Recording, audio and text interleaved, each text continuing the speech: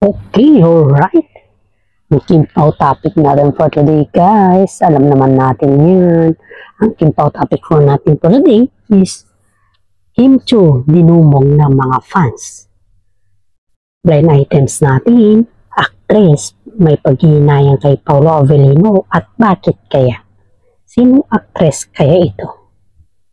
Paolo Avellino, pinagsabihan ang isang actress. Bago po natin magsimula sa lahat-lahat ng ating kwento, gusto ko lamang po kayong bigyan ng introduction sa ating YouTube channel. O yan, konting introduction lang po yun, guys, ha. Baka naman sabihin nyo na naman na sobrang haba. Ito tayo ngayon, guys, Kim Chiu dinumog ng mga fans. Sa tagal-tagal na natin po na nag-vlog ay halos yung naririnig po natin sa mga kaliwat kanan natin na mga balita, guys, is puro ang kimpaw. Kasi po, pag ikaw ay trending at saka napakasolid mo, kahit saan ka man pumunta or pupunta, kahit kalsada lang man yan, may bumili ka lang kung sakali lang, bumili ka lang or ano man yung ginawa mo, basta may mga tao na nakakakita sa iyo ay talagang daragsa at daragsa yung mga fans niyan. Kaya nito, guys, pagkatapos daw ng taping nila Kim Chiu at Paolo Avellino ba, yung pakiramdam nila is walang nakatingin sa kanila. Ang akala kasi nila yung mga fans ay hindi sila makikilala kahit napakasimple lang yung kanilang suot. Feeling kasi nila ba yung okay na tayo dito at least hindi naman tayo makikilala ng mga fans. Pero nagkakamali po sila, guys. Nagkakamali po sila dahil alam mo, guys, yung tinatawag natin na kahit patalikod sila or kahit ano man yan, ay makikilala at makikilala pa rin sila, guys. Dahil alam niyo po, kapag ikaw ay, halimbawa ba, kapag ikaw ay talagang decided or solid kimpaw or solid ka sa mga artista or idolo mo, yung mga ibang artista ba, kahit patalikod man yan or paharap, kitang-kita mo talaga at makikilala mo talaga sila. So, guys, nakasuot lang daw sila Paolo Avellino ng mga panglabas na kasuotan, yung mga parang kumbaga ba yung kasuotan na napakasimple, ganun ba? Parang hindi mo sukat akalain na artista sila. Pero, ang akala kasi nila, hindi sila mamumukhaan o hindi sila mahalata sa kanilang ginagawa. Pumunta doon sila sa 7-Eleven, guys, para bumili ata. Ewan ko kung ano yung kanilang bibilhin ba. After that, guys, is pumunta sa 7-Eleven. Aba, ang akala daw nila is walang tao dun. Pagdating sa 7-Eleven, guys, kita mo talaga dun, guys, hindi tinagsa sila ng mga fans. Halos daw, hindi daw makalakad yung dalawa dahil ang dami daw mga fans na nakapalibot sa kanila. At yung security na din yung, sa security po, guys, yung security daw po ng 7-Eleven, guys, ay parang kumbaga ba is hindi daw niya alam na sila Paolo Avellino at saka si Kim Chiu pala yung kanyang pinag-openan ng gate, ng door. Wala daw siyang kalam-alam, guys, wala daw siyang idea. Pero ang inisip kasi niya, guys, is akala niya lang yung bisita lang ba na pumunta lang doon at after that, wala na, parang ganun ba. Pero hindi daw niya yung inisip na ganun daw talaga. Pagdating daw ng mga tao, takang-taka daw yung gwardiya bakit andun, bakit ang daming tao, bakit daw kitang-kita daw niya yung mga nagpapopotograph at hindi daw niya namalayan na sila Kim Chiu at Paolo Avellino yung pinag-openan niya, guys. Doon daw siya na-shock no, ang daming tao sa harap at sa palibot ng 7-Eleven. Yung pala andun sila Paolo Avellino sa loob ng 7-Eleven, guys. Alam mo daw yung ginawa ng gwardiya dahil nakakandagulo na sa loob, ay talagang pinigilan daw niya at nagpa-rescue daw po sa kasama niyang gwardiya. dito po natin makikita guys na kahit pala malayo ka o malayo sila, kahit pala yung titig pa lang nila na kumbaga ba is nakikita mo na kahit nakaiglas pala sila, kitang-kita mo pala doon yung kaibahan ng hindi mo idolo at saka idolo mo. Kung ako naman guys, kung ako yung tatanungin ni guys is, approve naman ako dyan Dahil kahit naman siguro ako, pag nakita ko na on the spot yung artista na idolo ko, talagang proud na proud ako dyan guys. Talagang kitang-kita mo yung kinalabasan yan at alam mo na kahit malayo ka man or kahit saan man kitang-kita mo yung excitement. At ganun din po ako guys Kaya ayon dito sa ating legit na sources guys is, di ba may exit daw sa 7-Eleven kung saan daw sila pumunta? Parang pinalusot lang daw ata sila doon at ibamit daw sila ata ng mga prank na tao para yun daw yung susundan ng tao para makapag-exit yung sila Paolo Avellino at saka si Kim Chiu guys. Sipin mo to guys gumawa ng paraan ang taga-staff ng 7-Eleven at saka ng management ng 7-Eleven para makapag-exit dahil alam naman niya na hirap makapag-exit na sila Paolo Avellino at saka si Kim Chiu. Yung pala guys, yung binili pala nila dun guys is gamot na pang-ubo ni Kim Chiu. Kaya daw pala sila nagmamadali kasi nga iba daw yung pakiramdam ni Kim Chiu at may trangkaso daw.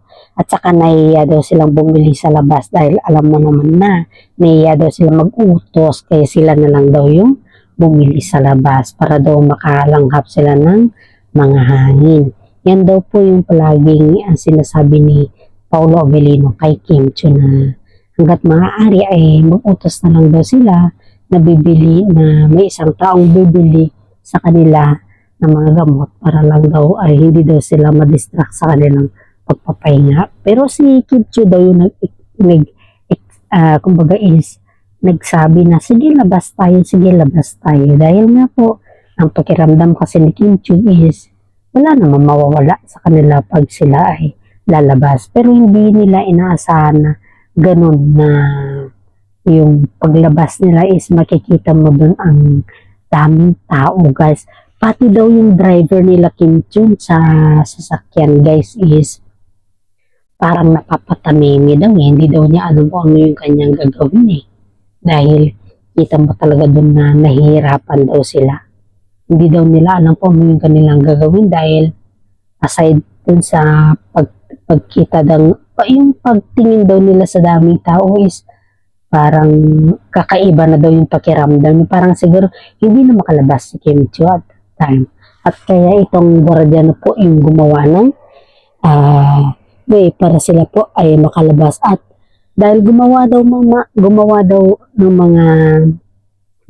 daw sila ng way, kasalin na din yung gwardiya sa mga staff ay binigyan daw sila ni Kim Chiu at saka si Paolo Avellino ng mga jacket at tawag ito na sombrero guys. Hello, tatako naman po tayo sa mga ibang topic na kung saan po ay may blind items tayo sa ngayon guys. Ang blind items po natin is actress. May paghihinayang kay Paolo Avellino. As you can see guys, ang daming actress po yung naghihinayang kay Paolo Avellino. Alam naman natin to guys na ang actress na to ay isa sa mga ginampanan. Ang ginampanan daw niyang role noon is isa siya sa mga fiancé. Ibig sabihin po ng fiancé guys is ikakasal na sila. Malapit na silang ikakasal.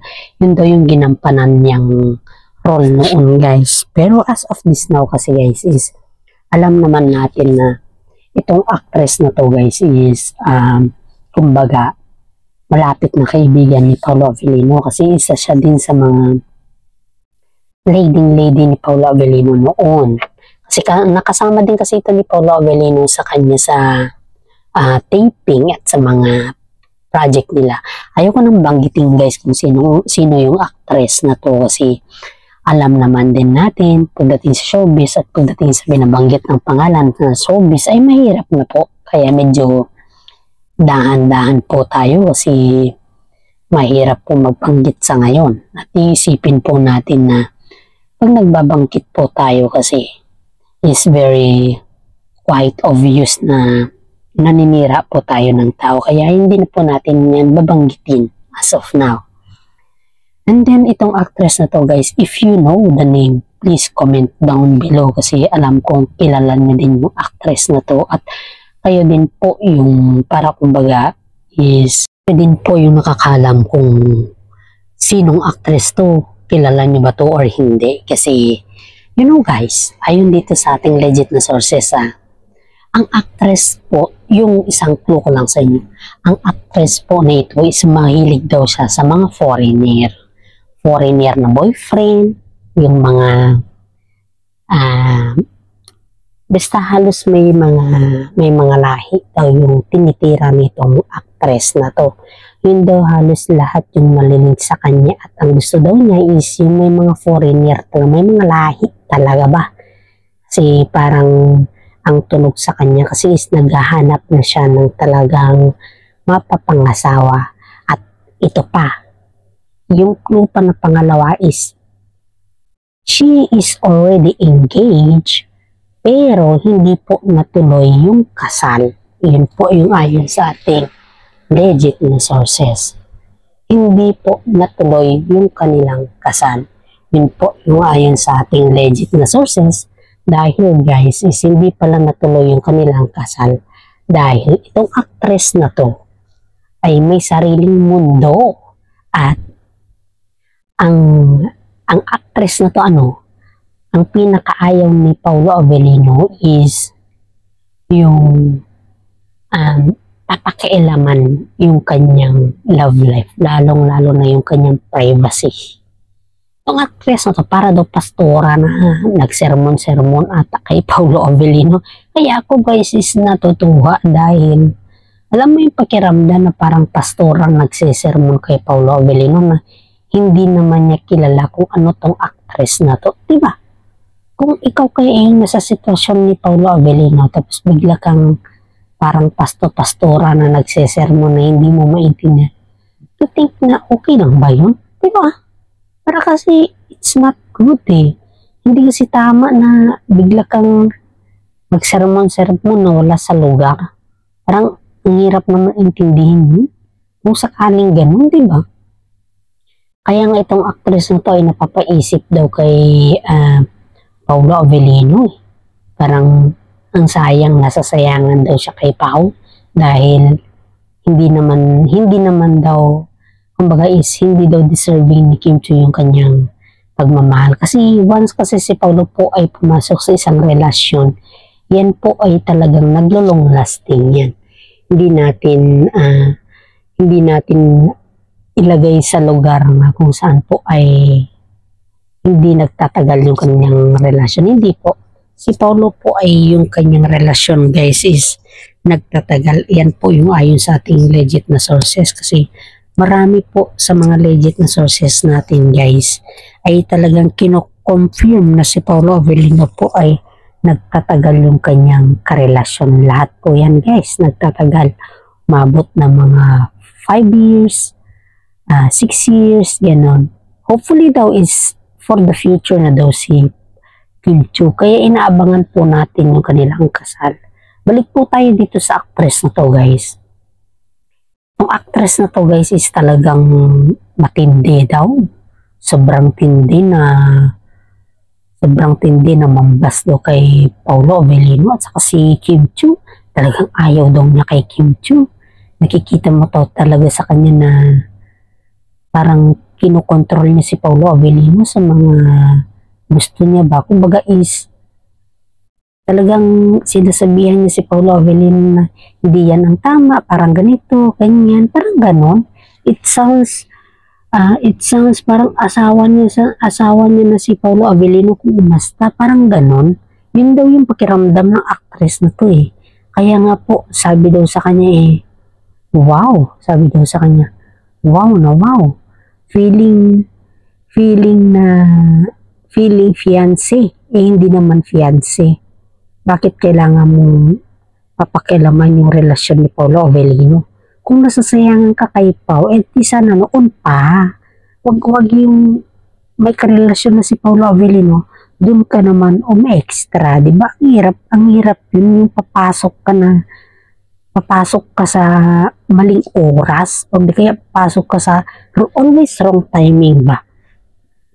Kaya si Paolo daw is, sabi dito is, pinagsabihan niya itong si actress na to, na sabi daw sa kanya na hanggat maaari daw is, wag na lang, kung wala daw naman siyang i-advise na maganda, wag na lang daw siya mag-advise, kasi yung pagka-advise daw naman niya na ganun, parang nakakasakit daw sa pakiramdam, which is for me is, that is very true, kasi nga, ba't kailangan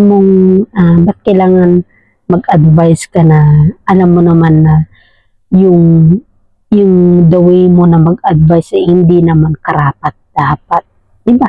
Kung ikaw talaga ay totoong kaibigan, guys, is alam mo masasaktan yung kasama mo, pero wag naman belta ng belta, wag naman yung ganito, ganyan, ganito, wag naman yung ganun. Dapat yung iisipin mo din yung kapakanan din ng kaibigan mo, yung paano ka mag-control, or paano mo the way sasabihin, or tama ba to na sasabihin mo yung ganyan, matatanggap pa to ng kaibigan mo, parang gano'n. Yung there is always